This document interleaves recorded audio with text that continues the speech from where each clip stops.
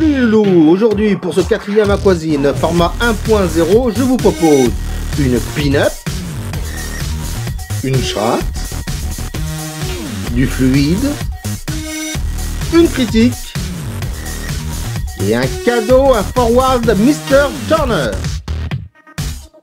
Mais avant tout, les infos.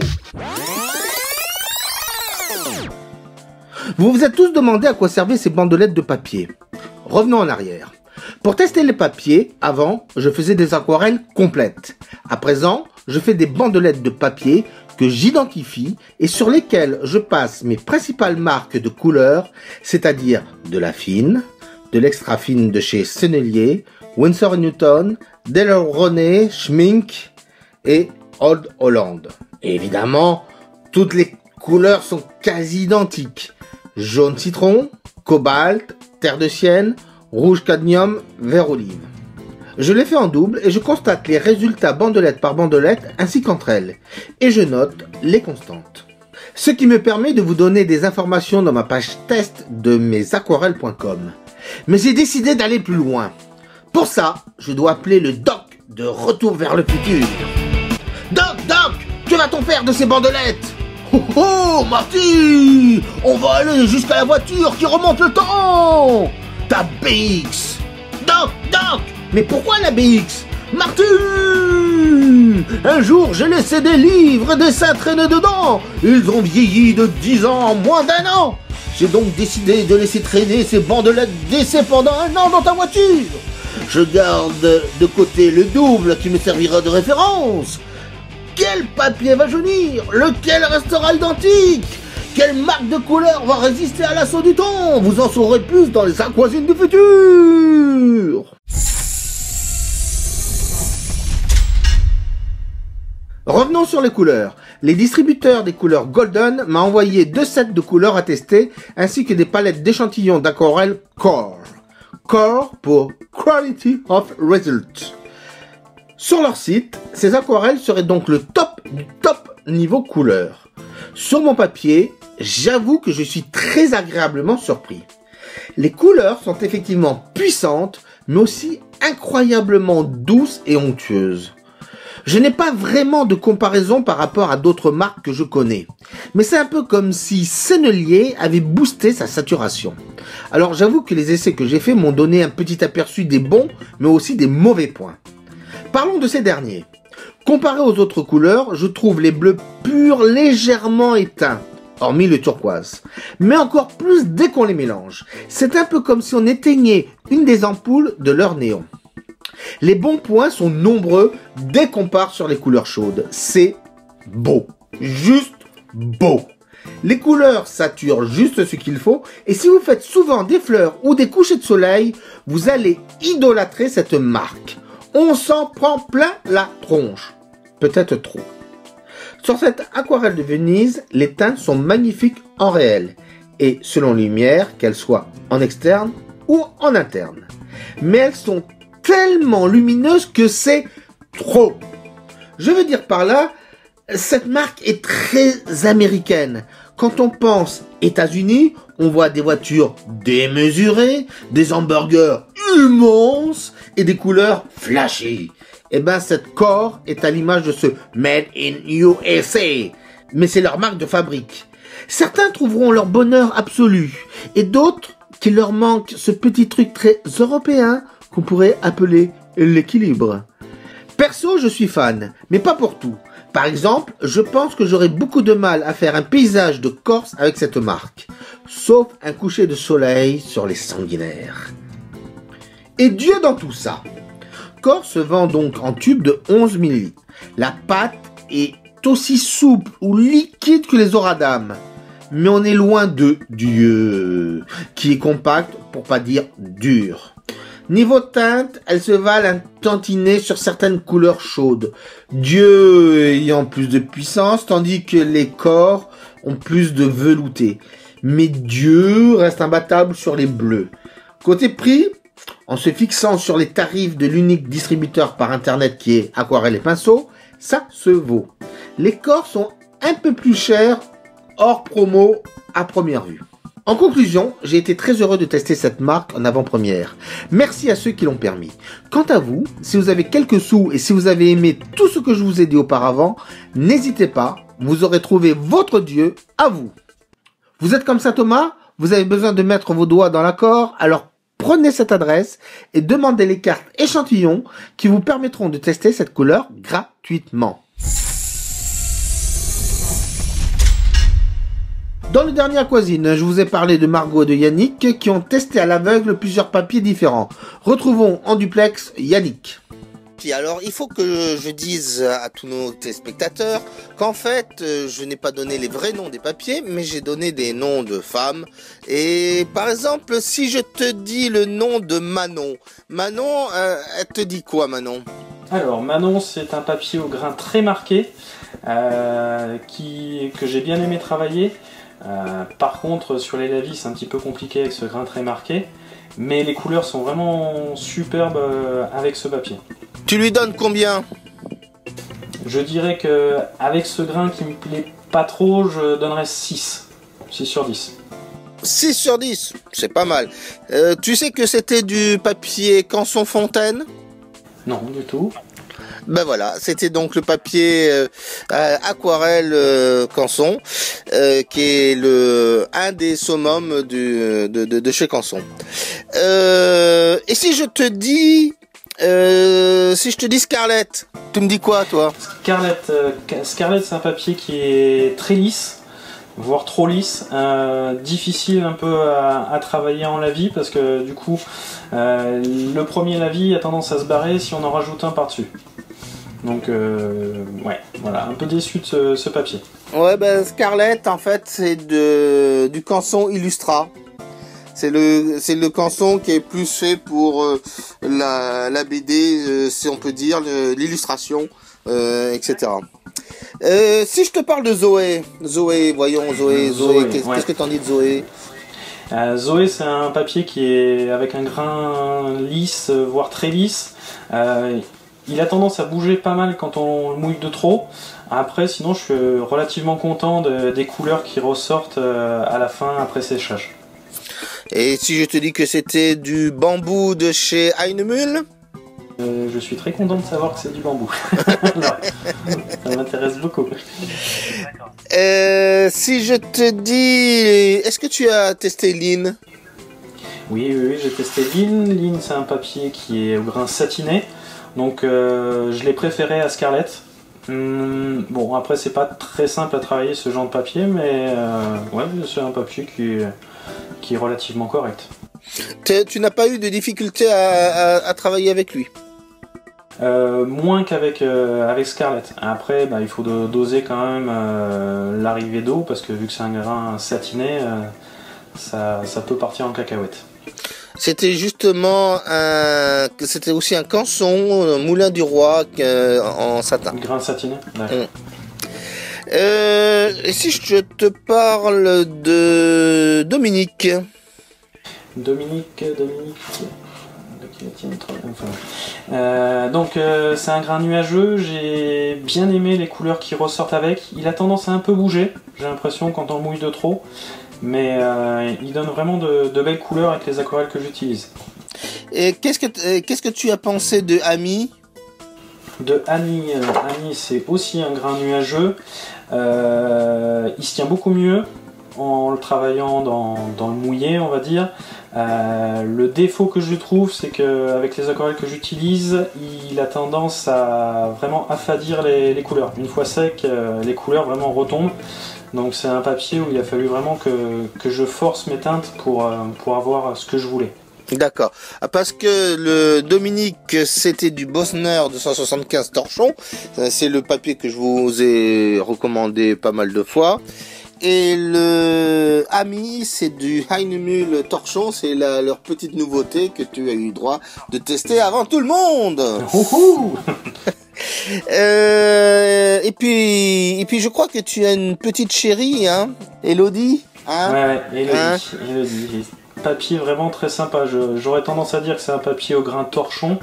Vraiment, j'ai été surpris par les couleurs qui ressortent avec ce papier.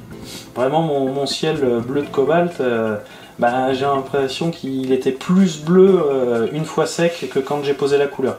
Vraiment un papier que j'ai beaucoup apprécié à travailler. C'était du Canson Moulin du Roi, effectivement, en grain torchon. C'est leur nouveau papier. D'accord. Ouais, non, vraiment un bon papier. Alors donc, maintenant, si s'en donne le top 3, donc je suppose qu'Elodie arrive en premier. Oui, Elodie arrive en premier. Je dirais ensuite, donc c'est Dominique. Ouais, Dominique qui arrive en deuxième. Et je placerai donc le bambou en troisième, Zoé. Juste nous préciser, tu as travaillé avec quoi comme aquarelle? Alors moi j'ai principalement du Rembrandt, donc aquarelle extra fine. J'ai quelques Van Gogh qui sont des aquarelles super fines. Et j'ai quelques godets d'aquarelle Winsor Newton en extra fine. Eh ben écoute, on va refaire le même test si tu veux bien. Oui, ouais, bien sûr.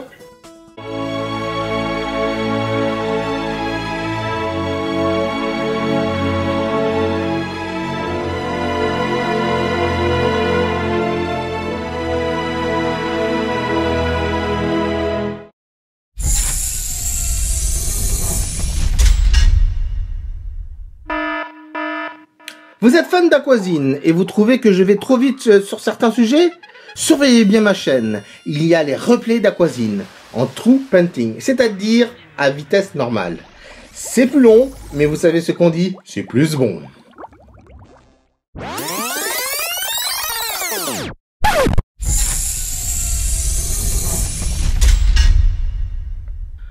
Vous l'avez souvent vu dans les vidéos traitant d'aquarelle sur YouTube ou autres, le fameux liquide de masquage plus connu sous le nom de drawing gum.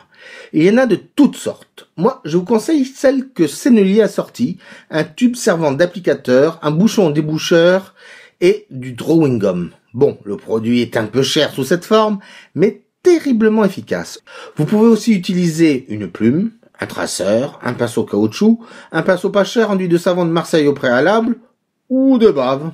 En ce printemps, faisons un arbre fleuri avec ce drawing gum. Je passe le drawing gum là où je veux garder le blanc. Si j'en mets trop, j'utilise mon ongle ou une lame pour en étendre ou en retirer un peu. Je laisse sécher naturellement ou en mettant pas trop près du sèche-cheveux. Je passe mes couleurs et j'attends que ce soit bien sec. Avec mon doigt ou un petit grattoir en plastique, je retire l'excédent. Je réutilise la gomme pour donner de la lumière ici et là. Je laisse sécher et je travaille mes contrastes avec mes aquarelles. Je laisse sécher et je retire le drawing. Pour ne pas trop laisser de traces qui feraient la différence, je mouille l'ensemble, je fignole et tada! À vous de vous amuser.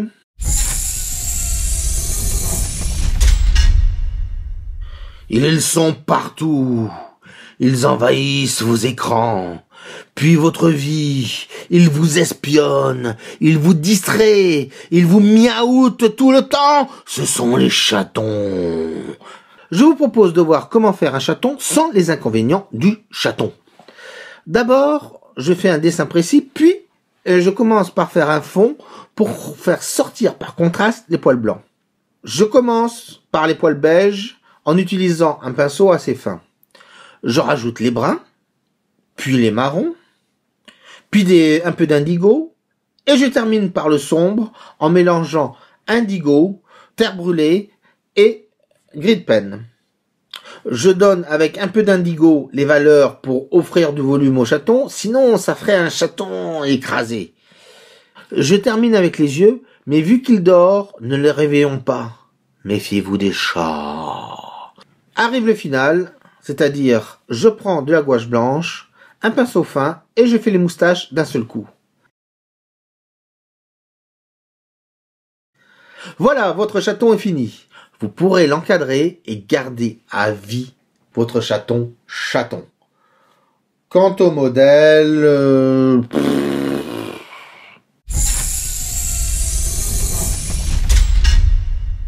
Vous rêvez de faire des nus?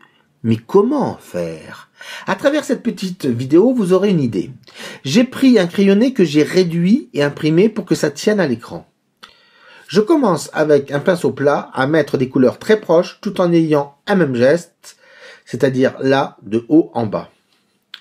Je fais un contraste pour sortir la lumière sur le corps. Comme vous le voyez, j'utilise du jaune, de l'orange, de l'ocre jaune, de la terre de sienne. Je sors mon martre le plus pointu et avec une terre, je commence à marquer les ombres en sachant que j'ai perdu le modèle initial et que je les pose très librement. Comme vous le voyez, je reviens assez peu, sauf pour marquer plus. Là, il y a des mains, mais une grande difficulté apparaît souvent lors des nus. Doit-on mettre des poils ou pas? On peut les dessiner précisément si le cœur vous en dit, ou juste faire une touchette de couleur pour les symboliser. Par contre, si le modèle est rasé, je vous conseillerais d'en mettre un peu, sauf si vous êtes en étude. Enfin bon. Là, je marque plus les contrastes pour faire mieux tourner le sujet, mais j'estompe à la brosse souple. Vous pouvez aussi laisser moult traces si vous souhaitez faire plus trashy. On passe à la tête. Je prends un violet que je casse avec du brun pour faire les lèvres et aréoles. Notez la petite lumière que je laisse sur la lèvre inférieure. Je passe un ton général sur les cheveux. Pendant que ça sèche, je renforce les contrastes des lèvres et aréoles. Petite teinte sur les yeux qui feront contraste avec le doré ambiant. Avec un ton foncé, je reviens sur les cheveux et je fais le modelé. Petit coup sur les yeux, dernier travail sur les lèvres pour leur donner de la texture. Je renforce les seins. Bon, peut-être un peu trop. Je pose un léger rouge qui entraîne le regard sur la tête et pas ailleurs.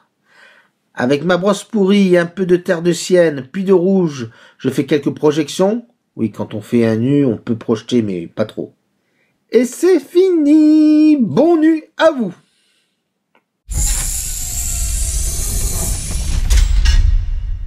Yannick, qu'on a vu et entendu précédemment, m'a offert son aquarelle à corriger. Corrigeons directement dessus. D'abord, je renforce la mer tout en faisant attention à la lumière qu'il voulait faire dessus. Remarquez que je frotte presque à sec car je joue avec la texture du papier pour donner ce coup d'éclat de lumière.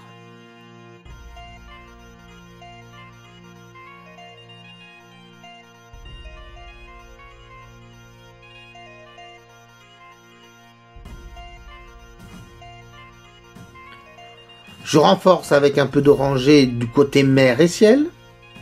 Je soigne les nuages en y mettant un petit coup d'oranger mélangé à de l'ocre rouge.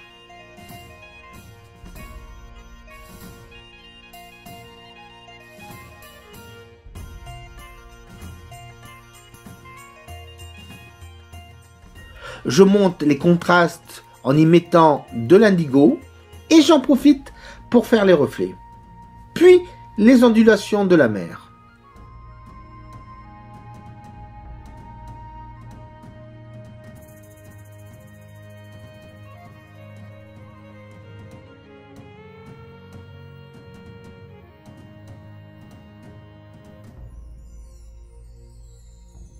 Une fois sec, je passe à plat un pinceau souple pour toujours jouer avec la texture du papier et faire ses reflets.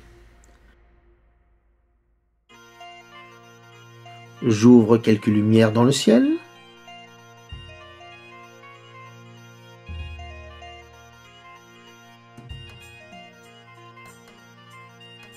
Je soigne les détails tout en rajoutant des ocres pour toujours faire sortir la lumière.